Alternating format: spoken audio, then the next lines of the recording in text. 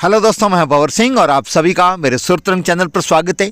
दोस्तों, हजारों की तादाद में उपस्थित लोगों ने नम आंखों से जानी मानी साध्वी प्रेम बाईसा को उनके पैतृक गांव बालोतरा जिले के पेरू गांव में आज उनका अंतिम दर्शन किया और वहीं पर उनका अंतिम संस्कार किया। जैसा आप देख रहे हैं, असंख्य साधु संतों की उपस्थिति में विधि विधान से उनका अंतिम संस्कार किया गया, जो आप देख रहे हैं।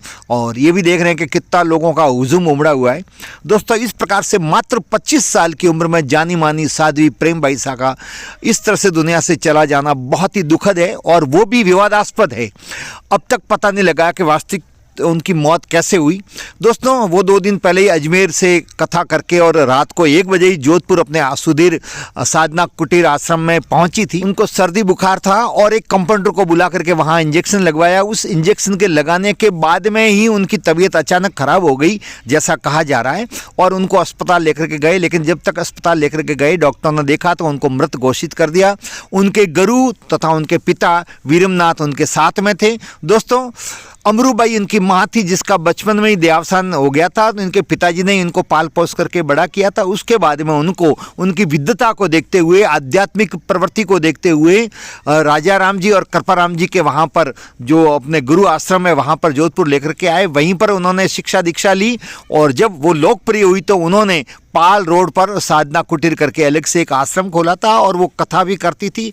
असंख्य उनके भक्त थे और फिर बाद में उनका देहावसान जो हुआ तो उसके बाद में विवाद खड़ा हुआ, जिसका प्रमुख कारण रहा उनके पिताजी वीरमनाथ जी, जो आप देख रहे हैं फोटो में पास में ही खड़े हैं। इन्होंने प्रेम बाईसा के आईडी अकाउंट इंस्टाग्राम से ही एक वीडियो मृत्यु के 3-4 घंटे बाद में डाला, जिसमें प्रेम बाईसा कह रही है कि मैं अग्नि परीक्षा के लिए तैयार हूं। जो उन पर पहले एक आरोप लगा था, एक वीडियो वायरल हुआ था, उसको लेकर के वो व्यथित भी थी। दूसरी बात दोस्तों, इनके देहावसान के पश्चात इनके पिताजी डेड बॉडी को लेकर के गाड़ी में ही बैठे थे। कुछ युवाओं ने वहां पर विरोध भी किया और पोस्टमार्टम के लिए कहा, लेकिन वो नहीं मान रहे, पोस्टमार्टम भी नहीं करवा रहे थे। और जो वहाँ युवा खड़े थे वो विरोध कर रहे थे कि उनका पोस्टमार्टम करवाया जाए, लेकिन उनके पिताजी वीरमनाथ की तरफ से कोई सकारात्मक सहयोग नहीं दिया जा रहा था।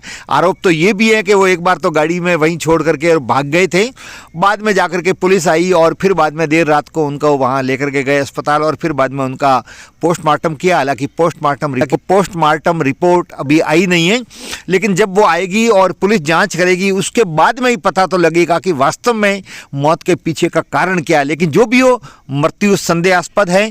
और जो बात आ रही है उन बातों में भी, जो उनके करीब और उनके पिताजी के जो बातों में भी विरोधाभास है। लोग कुछ और कहानी कह रहे हैं, उनके पिताजी कुछ और कहानी कह रहे हैं।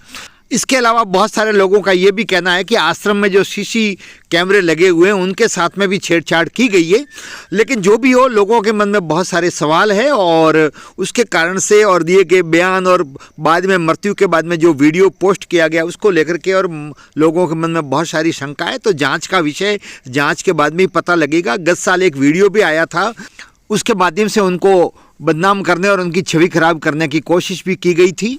लेकिन उसके बाद से वो बड़े तनाव में थी और धीरे धीरे सहज भी हो रही थी और वो इतनी मजबूत थी वैचारिक रूप से कि आत्महत्या तो नहीं कर सकती।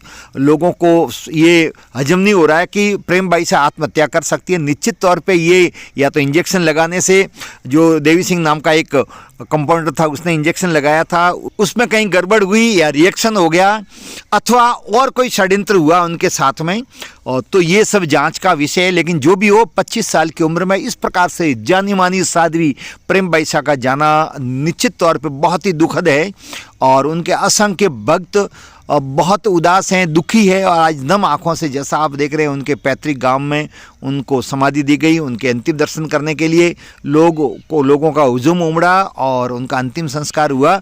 तो उस समय भी लोगों की आंखों से आंसू की धाराएं बह रही थी। दोस्तों, इनके पिताजी वीरमनाथ पहले एक ट्रक ड्राइवर थे और जब उनके माँ का देहावसान हुआ तब उन्होंने ही प्रेम बाईसा को पाल पोस करके बड़ा किया। इनकी बचपन से ही आध्यात्मिकता की प्रवृत्ति होने के कारण से, भक्ति भाव में होने के कारण से और भजन गाने में बहुत ही माहिर थी, मधुर कंठ से। तो फिर इनको ये लेकर के आ गए गुरु आश्रम जोधपुर, जहाँ राजा राम जी महाराज और उनके शिष्य कृपाराम जी महाराज, जाने माने कथावाचक है कृपाराम जी, उनके वहीं पर उनके सानिध्य में ये वहीं पर उन्होंने ये आध्यात्मिकता के प्रवचन सीखे, भागवत कथा का ज्ञान उनको प्राप्त हुआ। और उसके बाद में ये जब कथा कहने लगी तो पाल रोड पर उन्होंने साधना कुटीर करके अपना अलग से आश्रम स्थापित किया, जिसमें जाने माने रामदेव जी महाराज भी उसके उद्घाटन समारोह में आए थे।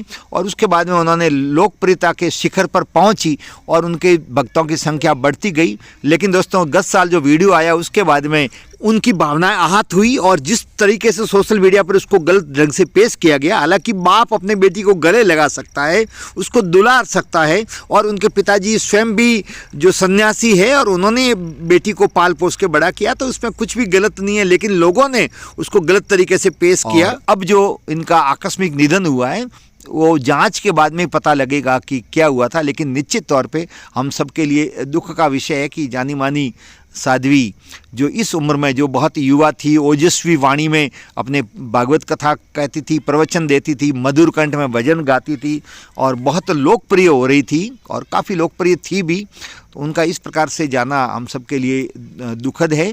तो हम भगवान से यही कामना करते हैं कि उनकी आत्मा को शांति रहे और अति शीघ्र पुलिस जांच करे और जांच के बाद में दूध का दूध और पानी का पानी हो जाए, ताकि लोगों के मन में जो विभिन्न प्रकार के प्रश्न उठ रहे हैं उसको लेकर के और शंका समाधान हो सके और स्थिति स्पष्ट हो सके। दोस्तों आपको ये जानकारी कैसी लगी?